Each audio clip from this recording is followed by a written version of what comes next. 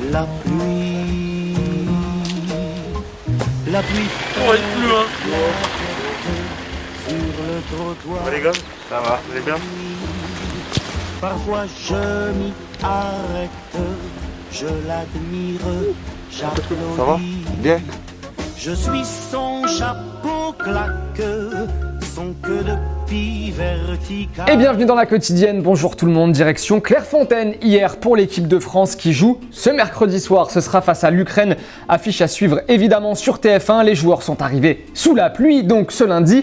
Le lendemain, tenez, d'OLOM, match pendant lequel Oussem Aouar a inscrit un penalty face à Steve Mandanda.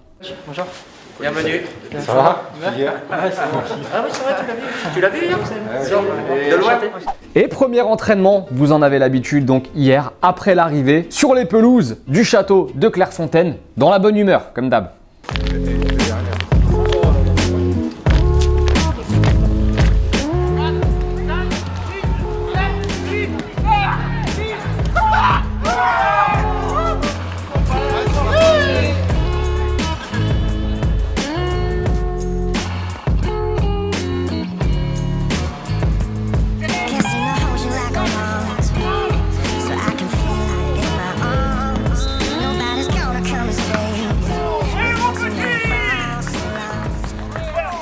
Et conf de presse aussi donc dans la foulée pour Didier Deschamps, questionné sur les performances d'un certain Antoine Griezmann qui connaît un début de saison un petit peu compliqué, on va dire, avec le Barça, et surtout les déclarations de Ronald Koeman après le match face à Séville dimanche soir qui lui reprochait un petit peu de ne pas avoir marqué. La réponse de Didier Deschamps. Si je rentre là-dedans, je pense que Koeman, il va pas être content de lire mes déclarations. Ce que je peux dire, et c'est pas à l'encontre de ce que peut penser Koeman, parce que c'est ce qu'il lui a dit à un moment, qu'il comprenait pas qu'il n'était pas utilisé au Barça dans une position axiale. Je suis convaincu qu'il n'est pas heureux de cette situation.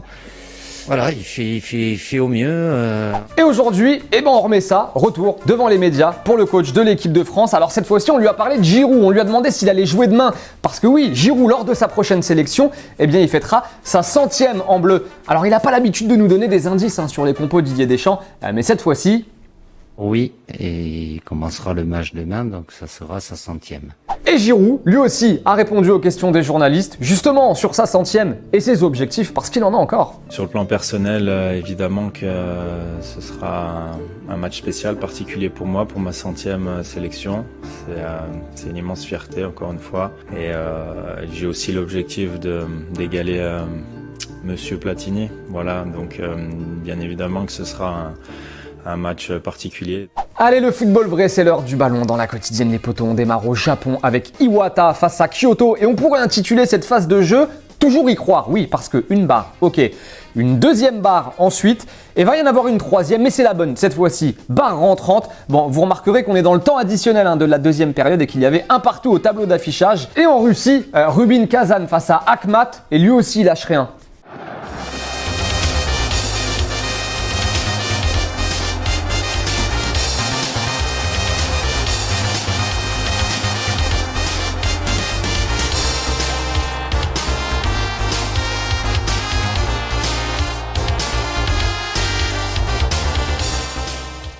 Et pendant ce temps-là, hier à minuit, tout pile, le mercato a fermé ses portes. Enfin, les clubs vont pouvoir se concentrer sur le ballon. Les mouvements rapidement de dernière minute.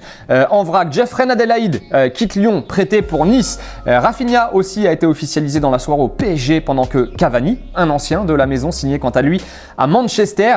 Sofiane Bouffal, tenait ancien Angevin, est de retour à la maison. Il s'est engagé jusqu'en 2024. Cuisance à Marseille, lui aussi, il a été officialisé très tard, alors que Bouna Sarr n'a pas été remplacé numériquement à Marseille. Voilà, bon, il s'est passé beaucoup de choses hier, on ne peut pas tout vous résumer. Émouvant en tout cas, Maxime Lopez, lui, qui s'en va à Sassuolo. Maxime Lopez, formé à Marseille, né à Marseille, ému lors de ses adieux au micro du club. Salut à tous, voilà, je vous fais ce petit message pour vous dire au revoir. Et pour vous remercier pour tous les bons moments que j'ai passés ici. Voilà, on va dire que c'est un peu toute ma vie, ce club et cette ville. C'est le cœur lourd que je pars, mais voilà, je resterai le plus fidèle supporter de l'équipe. Je vous dis à bientôt et allez l'OM. Et Cavani aussi, hein, tenez, ça faisait longtemps qu'on attendait qu'il s'exprime, l'Uruguayen. Il a passé un message aux supporters du PSG qu'il retrouvera en Ligue des Champions. On a hâte. Bonjour Paris, bonjour à tout le monde. Voilà, je suis ici pour remercier, oui. C'était passé un peu de temps dans mon départ, mais parfois c'est bien de laisser passer un peu de temps. Et ça va rester dans ma tête, et ça va rester dans mon corps, mais la vie va continuer. C'est le football qui est comme ça, la vie est comme ça parfois, et voilà. Un gros bisou et je embrasse à tous. Ciao, ciao. Petite question du jour les potos, du coup, selon vous, tenez, quel est le plus beau coup de ce mercato, tout club confondu, hein, dans le monde entier? Bon, on n'a pas pu vous parler de tout le monde évidemment, mais selon vous, à l'échelle internationale, quel club a réalisé le plus beau coup de ce mercato? Dites-nous ce que vous en pensez. Et pas trop de mouvement en revanche dans ce dernier jour de mercato en Espagne. Alors le Real, lui, n'a pas du tout recruté cet été, comme ça c'est réglé. Au Barça, Memphis n'a pas signé. Il aurait aimé que ça se fasse, hein, mais ça ne s'est pas fait. En revanche, info exceptionnelle de nos potos du Chiringuito avec une séquence encore une fois mythique. En gros, on nous explique que cet été, Messi attendait du soutien de la part d'un joueur du Barça pendant qu'il était en guerre, hein, souvenez-vous, contre le club. Mais ce soutien n'est jamais arrivé. Mais qui est ce fameux joueur dont Messi espérait tant le soutien cet été? Vous êtes prêts? Parce que c'est long. Messi esperó el aliento de un jugador del Barça. Ah, je vous ai prévenu, ça va être long.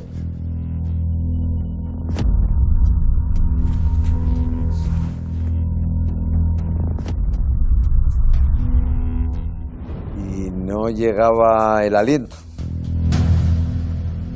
Ça va toi sinon? C'est un peu long hein, ton histoire, mais ça va.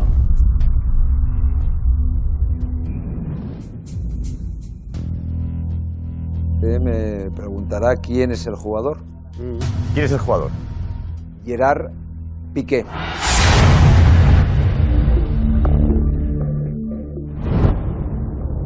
Eh ben merci pour l'info poto. Allez, les deux petits commentaires sélectionnés en réponse à la question d'hier. Le Paris Saint-Germain a-t-il réussi son mercato? Babs nous dit, on peut dire que oui parce que le club a comblé ses manques avec Florenzi, Danilo et Keane. Même si c'est pas des grands noms du football, c'est intelligent quand même. Alan nous dit, le PSG a un effectif important en attaque mais pas assez en défense. Le départ de Meunier, l'arrivée de Florenzi, c'est pas suffisant. Il manque un gros défenseur central. C'est la fin de la quotidienne. Merci de nous avoir regardés les amis. On se quitte en images et en musique et demain vous avez rendez-vous avec la Milicia. Ciao.